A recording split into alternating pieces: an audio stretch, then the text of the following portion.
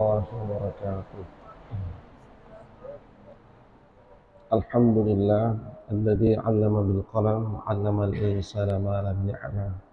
Wassalatu wassalamu ala asyrafil anam sayyidina Muhammadin sallallahu alaihi wasallam wa ala alihi wa sahabatihi wa atba'ihi al-kiram wa ummatihi jami'an alladhina tamassaku bi syari'atil Islam ila akhir zaman. سبحانك لا علم لنا إلا ما علمتنا إنك أنت العليم الحكيم اللهم علمنا علم ما ينفعنا وأنفعنا بما علمتنا وزدنا علما نافعا وعملا صالحا ورزقا طيبا اللهم إنا نعوذ بك من علم لا ينفع ومن قلب لا يخشع ومن نفس لا تشبع ومن دعاء لا يسمع ومن هؤلاء الأربع اللهم اجعلنا من الذين يستمعون القول فيتبعون أحسنه وصل الله على سيدنا مولانا محمد وعلى آله وصحبه وبارك وسلم تسليما كثيرا والحمد لله رب العالمين. أبنائي الطلبة وبناتي الطالبات الأعزة في الله. Subuh hari ini kita mengulangi kembali materi yang sudah disampaikan oleh Anta Gurupa dan sekaligus melanjutkan sedikit pembahasannya tentang zikir-zikir yang dibaca seusai sholat duha atau sholat isyraq. Ya. Sholat duha dan isyraq itu sama, ya, seperti penjelasan yang pernah kita terima dari Anta Gurupa bahwa sholat duha itu ya waktunya sejak terbitnya matahari, dan ada hadis menyebutkan bahwa terbitnya matahari yang dimaksud di sini adalah ala qadri ramhin, ya, seujung tombak, ya, artinya matahari sempurna. Matahari itu sudah sempurna bulatannya, ya, sampai sebelum matahari tergelincir atau sampai sebelum matahari itu duduk zawal. Ya. Kalau itu dilakukan pada awal waktu, maka itulah isyraq. Ya. Dan ketika idza ramadatil fisal, pada saat anak-anak onta itu beranjak dari tempat berkembangnya karena terik matahari yang menerpa bebatuan itu sudah terasa panasnya, lalu di situ kita sholat, maka itulah sholat duha bagi mereka yang membedakannya. Ala kulli hal, ya, apakah dibedakan atau disamakan, ya, tetap, ya, zikir-zikir ini, ya, afdal untuk kita baca oleh karena panduannya itu, ya, ditemukan di dalam hadis-hadis Rasulullah Sallallahu Alaihi Wasallam.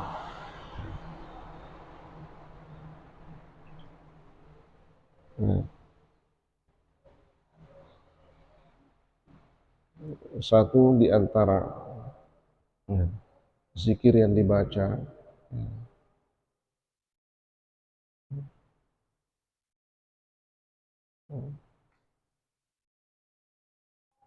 adalah membaca trikul. Nah, ini kemarin terakhir dijelaskan oleh beliau. Membaca trikul, ya. Qul huwallahu ahad, qul a'udzu birabbil falaq, qul a'udzu birabbin nas. Rupanya, ya, 3 surah yang dipadukan ini itu banyak sekali kemuliaannya, banyak sekali keutamaannya yang ditemukan di dalam hadis. Ya, banyak. Di antaranya, ya,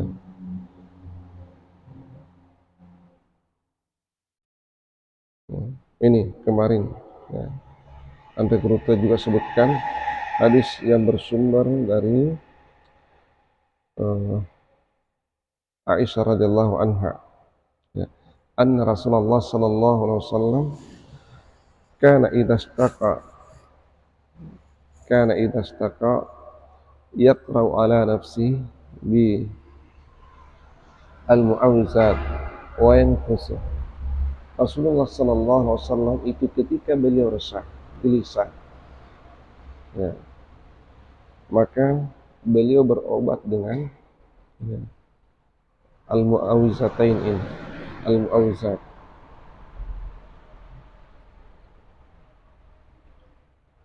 Ya. Lalu beliau meniup kedua telapak tangannya. Lalu Aisyah radhiyallahu anha mengatakan, "Falamma mashtadda wajahuhu."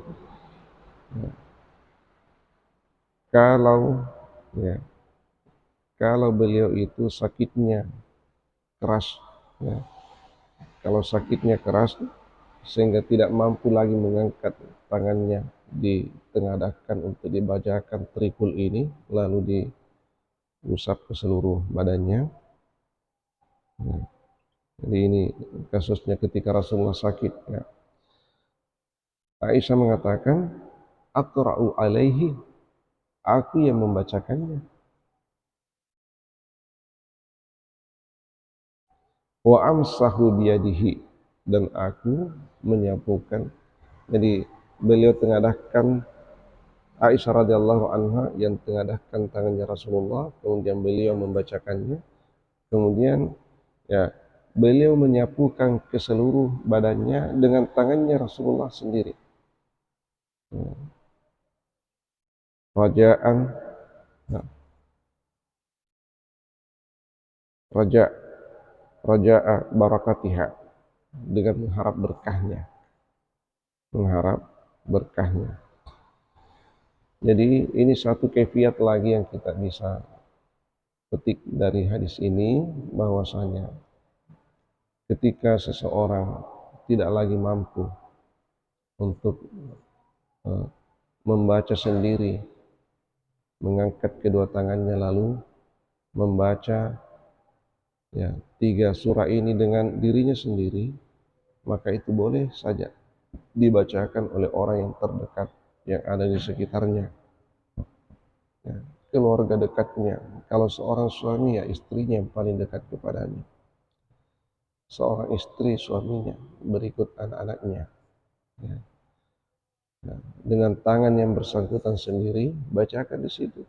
Qul a'udzu birabbil falaq, qul a'udzu birabbin nas.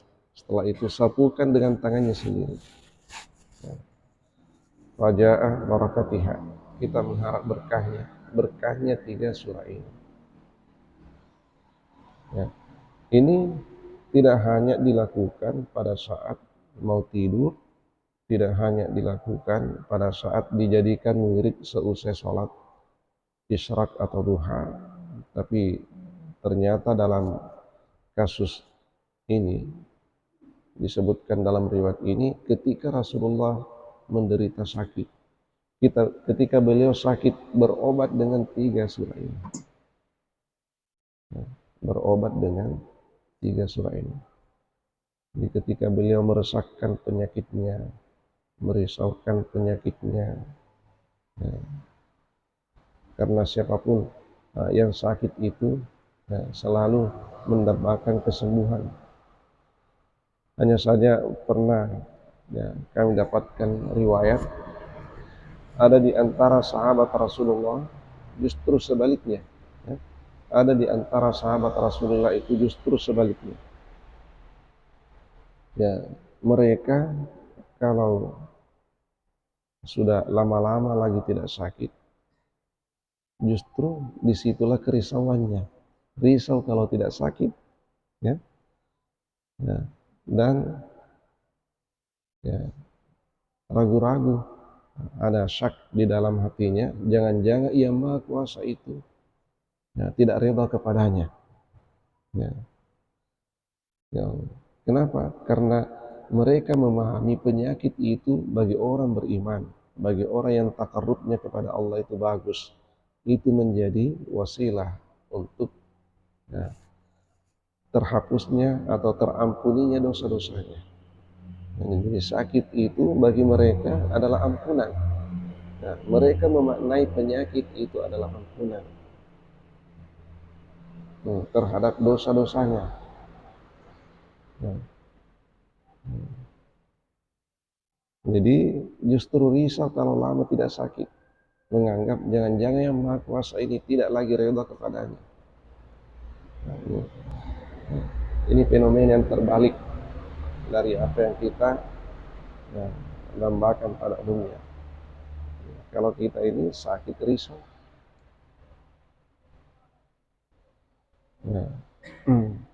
dan bahkan ada di antara sufi, orang-orang sufi itu bukan sehat dan bukan sakit yang dia minta kepada Allah. Sehat sakit sama saja. Yang dia minta kepada Allah itu satu saja. Tidak butuh lagi yang lain, hanya satu yang diminta kepada Allah. Apa itu? Ya Allah, redahmu saja. Ketika aku mendapatkan redahmu, maka cukuplah itu bagiku untuk dunia dan akhiratku. Persoalan apakah aku sakit atau sembuh, tidak masalah. Sakit, sembuh, bagiku sama saja. Yang penting engkau reda kepada aku. Masya Allah. Jadi orang kalau sudah sampai pada makam seperti ini, dunia itu sudah hampir tidak ada lagi artinya. Tidak tergiur lagi dengan dunia. Tapi orang seperti ini biasanya berbalik. Justru dunia yang tergiur kepadanya. Masya Allah. Kalau kita ini pada umumnya masih tergiur dengan dunia. Kita yang tergiur dengan dunia. Sehingga dunia itu bertingkah. Dunia itu bertingkah. Kalau orang-orang yang seperti ini tadi yang makamnya sudah sampai di tingkat itu, dia tidak tergiur dengan dunia. Melihat dunia ini hanya sebelah mata. Sebelah matanya itu sudah menoleh ke akhirat. Sehingga tidak lagi tergiur dengan dunia, tapi justru dunia yang tergiur kepadanya.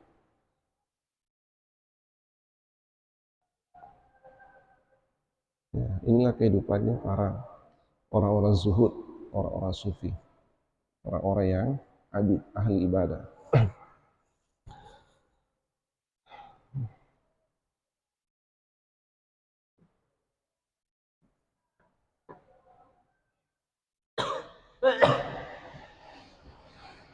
Dan khusus untuk surah Al-Ikhlas, khusus untuk surah Al-Ikhlas, dari 3 surah yang selalu dipadukan ketika dijadikan amalan ini, yang tadi dikatakan trikul, kulhu, kul a'udzu birabbil falaq dan kul a'udzu birabbin nas, disebutkan secara terpisah. Untuk surah Al-Ikhlas, Rasulullah ada bersabda, man qara'a surat al-ikhlasi salasa marrat faka'annama khatamal Qur'an.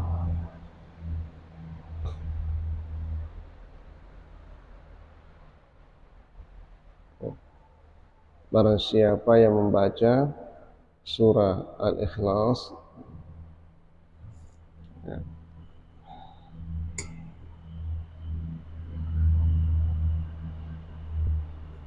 tiga kali, maka sungguh ia seolah-olah menghatamkan Al-Quran. Jadi ini kata ka'annama, seolah-olah. Berarti jangan beda faka'annama dengan ka. Ka seperti. Kalau seperti sama betul. Kalau ka'annama seolah-olah berarti ada sisi yang menyerupai kesamaannya. Kesamaannya itu tidak full. Ada sisi kesamaannya. Kalau ka'annama, kalau ka saja litasbih, litamsil itu persis sama. Rasulullah menggunakan yang pertama, bukan yang kedua. Faka'annama, seolah-olah ia menghatamkan Al-Quran. Sehingga ulama ini berpikir, apa maksudnya ini membaca 3 kali surah Al-Ikhlas, lalu seolah-olah menghatamkan Al-Quran. Apakah pahalanya sama? Apakah pahalanya sama? Ataukah fadilahnya yang sama? Ataukah kedua-duanya sama? Nah, itu ya. Jadi di antara ulama yang kritis mengatakan tidak mungkin pahalanya sama. Al-ajru ala qadri masyaqqati fi'lihi. Yang namanya pahala itu selalu terukur dari tingkat kesulitannya. Apa mungkin sama orang menghatamkan Al-Quran ya dari suratul Fatihah sampai qul a'udzu birabbin nas dengan orang yang hanya membaca Al-Ikhlas 3 kali lalu pahalanya sama? Tidak mungkin. Tidak mungkin itu.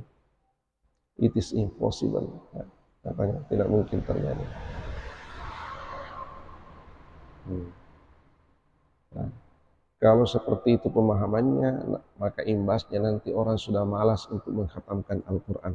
Pilih jalan pintas saja. Khawatirnya nanti kalau diundang untuk mengajikan orang yang mayit, ya, sudah diangkut satu mobil berangkat ke sana, sampai di situ 3 kali Al-Ikhlas selesai.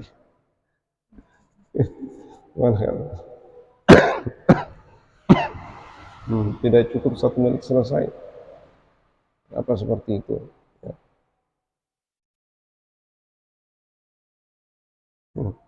Jadi katanya ini tidak masuk akal. Bukan itu yang dimaksud oleh Rasul. Makanya beliau mengatakan faka'anna, seolah-olah, tidak mengatakan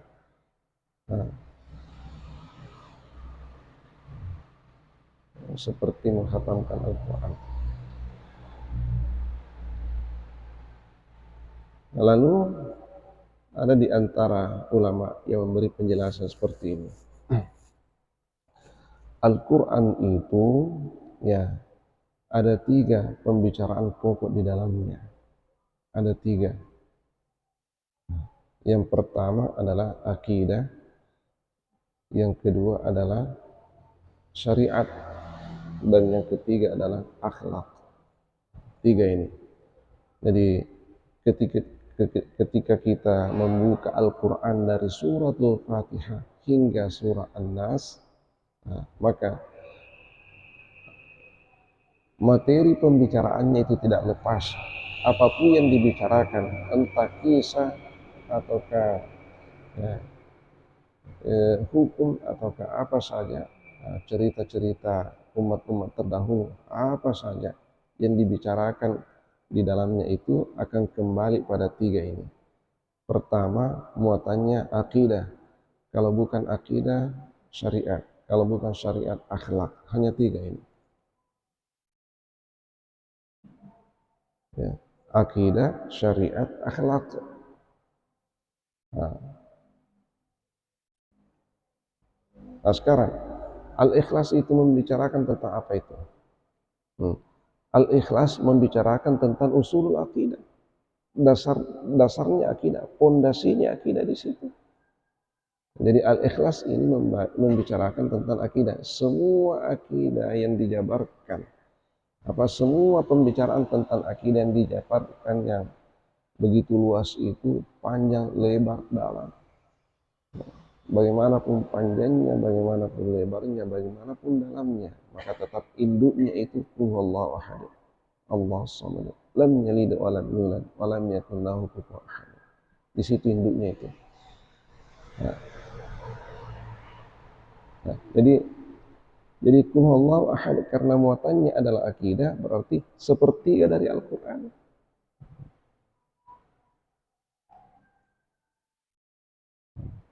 Man qara'aha faka'annama yaqra'u sulsal Qur'an. Siapa yang membacanya Al-Ikhlas 1 kali itu, maka seolah-olah ia membaca sepertiga dari Al-Quran. Membaca 2 kali, 2/3 dari Al-Quran. Membaca 3 kali seolah-olah menghatamkan Al-Quran. Jadi yang dimaksud di sini muatannya. Muatannya Al-Ikhlas itu sudah mencakup sepertiga dari Al-Quran. Karena sepertiga dari Al-Quran itu berbicara tentang akidah, sepertiga berikutnya tentang syariat, sepertiga berikutnya tentang akhlak. Jadi kalau dibaca Al-Ikhlas 1 kali, persoalan akidah itu sudah tercover semua. Nah, berarti sepertiga dari Al-Quran. Dibaca 2 kali 2/3, dibaca 3 kali ya menghafalkan Al-Quran. Subhanallah. Nah, ini pandangan yang sedikit rasional, ya. Artinya ya, itu logis, ya, cara berpikirnya kalau seperti ini. Sehingga dengan pemahaman seperti ini ya tidak lagi sampai ya mematikan semangat atau menurunkan semangat untuk menghatamkan Al-Quran. Sering juga orang bertanya, mana lebih afdal, ya, membaca Qul Huwallahu Ahad berkali-kali daripada menghatamkan Al-Quran 1 kali. Membaca Al-Quran berkali-kali sampai jumlah yang tidak lagi mampu dihitung saking banyaknya, dengan menghatamkan Al-Quran 1 kali. Afdal yang mana itu? Afdal yang mana itu?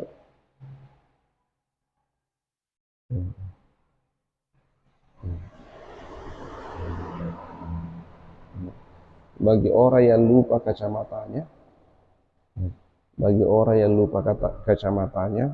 dan sudah -3, -4,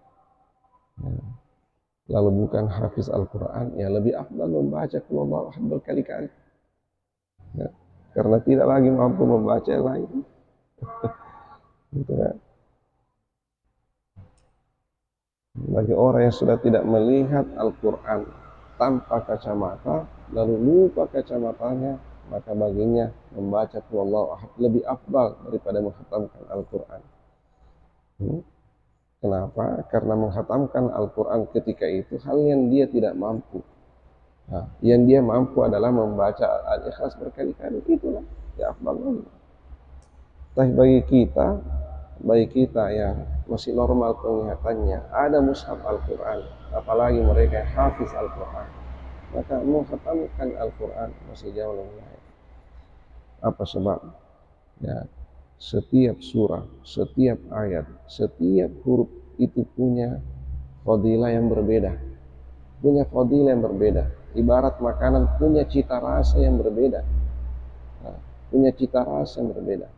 ketika engkau membacanya, maka semua fadilahnya, semua cita rasanya, insya Allah engkau akan dapatkan. Kalau Al-Ikhlas saja engkau baca, mungkin lesat, rasanya lesat, tapi hanya itu saja, berulang-ulang kali. Tapi kalau engkau menghatamkannya, maka semua engkau dapatkan. Makanya itu Syekh Al-Alusi yang menulis tafsir Ruhul Ma'ani, beliau menegaskan bahwa jangan engkau membeda-bedakan antara ayat yang satu dengan ayat yang lain, surah yang satu dengan surah yang lain, dan jangan engkau mengiktikadkan bahwa surah ini lebih afdal daripada surah ini. Tidak. Nah, semua itu afdal. Tidak ada yang lebih afdal, semua afdal. Ya, semua ayat Al-Quran itu sama. Hanya saja ada yang disebutkan oleh Rasulullah secara langsung keafdalannya, ada yang tidak. Tapi harus diyakini bahwa semuanya afdal. Semuanya afdal. Setiap surah memiliki keafdalan yang berbeda. Dan andai kata itu ditimbang, maka tidak berbeda antara beratnya fadilah satu surah dengan fadilah surah yang lain.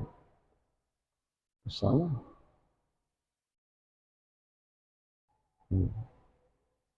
Dan itu menurut tafsir Al-Alusi. Itulah sehingga ya, tadi masih diyakini bahwa menghatamkan Al-Quran 30 juz itu, ya, berapa juz Al-Quran itu? 30 juz ya.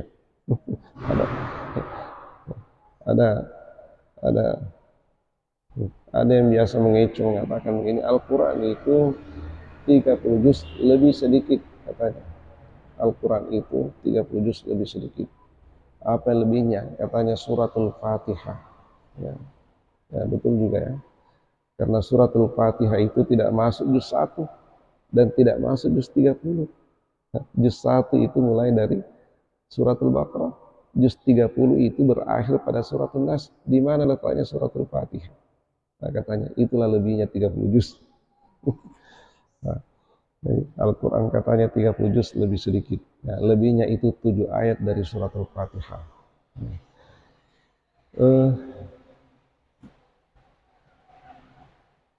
Nah, itu juz Al-Quran. Nanti di belakang itu pada masa Rasulullah juz-juz Al-Quran itu belum dikenal ya. Yang dikenal itu hanya surah saja, surah dan ayat ya. 114 surah ayatnya itu diperselisihkan ya. Nah, juznya belum ada pada saat itu. Yang memberikan juz-juz Al-Quran itu nanti ulama di belakang untuk memudahkan menghafal Al-Quran. Coba cari di dalam hadis ada salasina juz'an, ada. Itu tidak ditemukan oleh karena memang belum dikenal pada masa Rasulullah ya itu juz Al-Quran.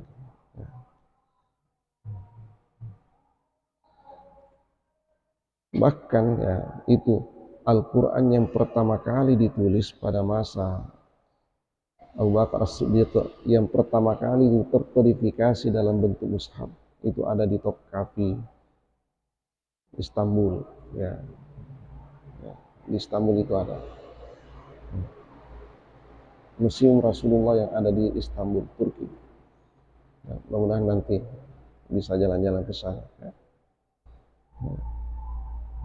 Kota Istanbul itu luar biasa, termasuk kota terindah di dunia. Nah, di sana ada museumnya Rasulullah namanya Topkapi. Nah, di situ di dalamnya itu, ya, di dalamnya itu ya, ada mushaf Al-Quran yang pertama ditulis pada masa Abu Bakar As-Siddiq.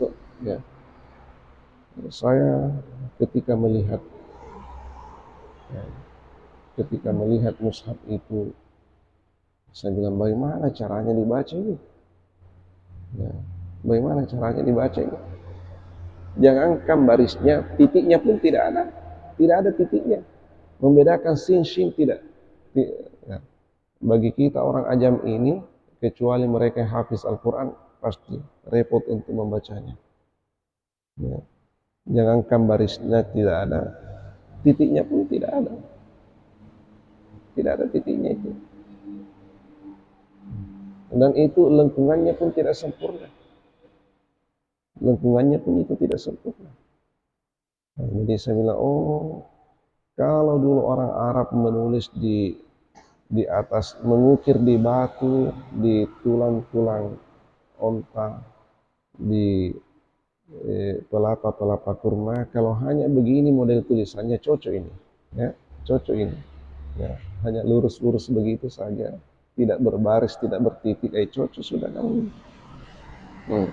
Tapi kalau seperti mushaf kita sekarang, yang rame titiknya, rame barisnya, nah, belum lagi wakaf-wakafnya, ini tidak cocok ditulis di pelapa kurma.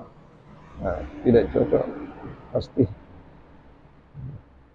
Jadi itu semua baru, ya, belum dikenal pada masa lalu.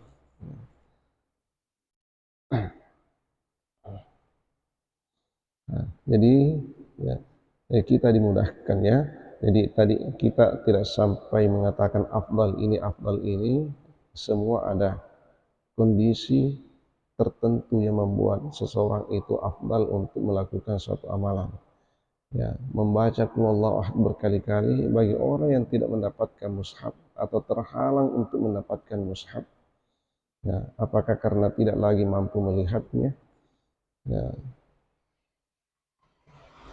maka baginya ya, membaca Qul Huwallahu Ahad atau surah-surah tertentu berkali-kali, ya, itulah yang afdal baginya. Nah, tapi bagi kita yang masih normal penglihatannya, masih bisa membuka mushaf, tidak ada halangan untuk membaca mushaf, maka menghatamkan Al-Quran, ya, masih jauh lebih baik untuk kita. Jadi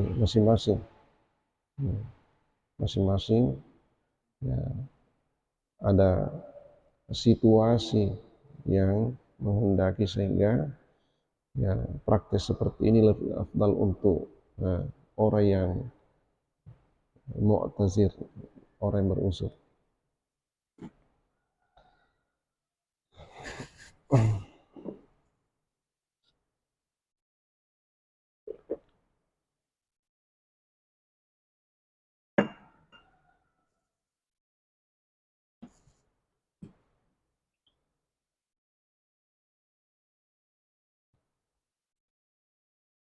Ya.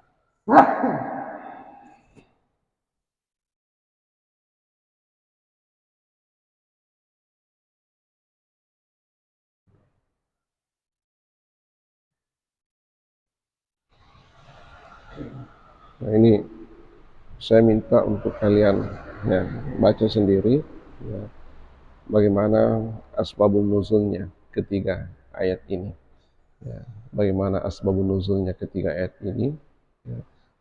Surah Al-Ikhlas, Surah Al-Falaq, Surah An-Nas. Ya, baca sendiri di situ. Ya. Itu akan lebih ya, memperdalam lagi ya, keyakinan kita akan ya, fadilahnya ketiga surah ini. Ya, ketiga surah ini untuk dijadikan wasilah mendapatkan kesembuhan. Ya, kita berobat dengan tiga surah ini. Ya, tidak heran kalau tiga surah ini juga dijadikan itu ayat-ayat ruqyah. Ya, kalau meruqyah seseorang yang kesurupan, maka di antara ayat yang dibaca termasuk tiga surah ini. Ya, dibaca untuk mengusir jin-jin jahat di dalam tubuh seseorang yang kerasukan. Ya, kita membacanya ya untuk menangkal ya, jangan sampai kita kerasukan makhluk-makhluk halus ya, yang mendatangkan mudarat ke diri kita.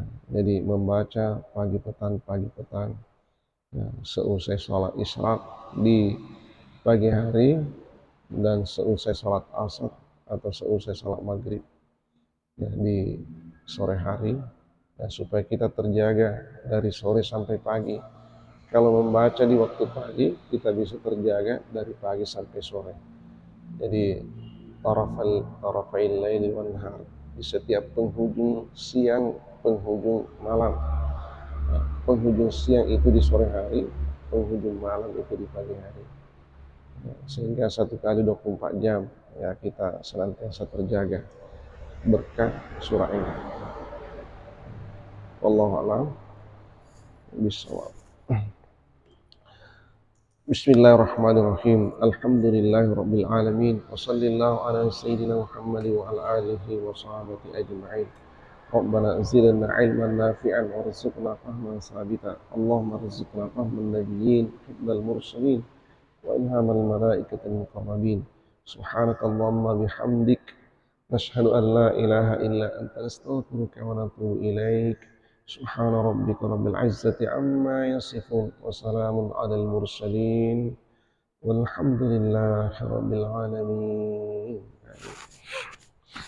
Wa taufiq illa billah, ani tawakkaltu ila unib wa billahi taufiq wa da'wat wal irsyad. Assalamu alaikum warahmatullahi wabarakatuh.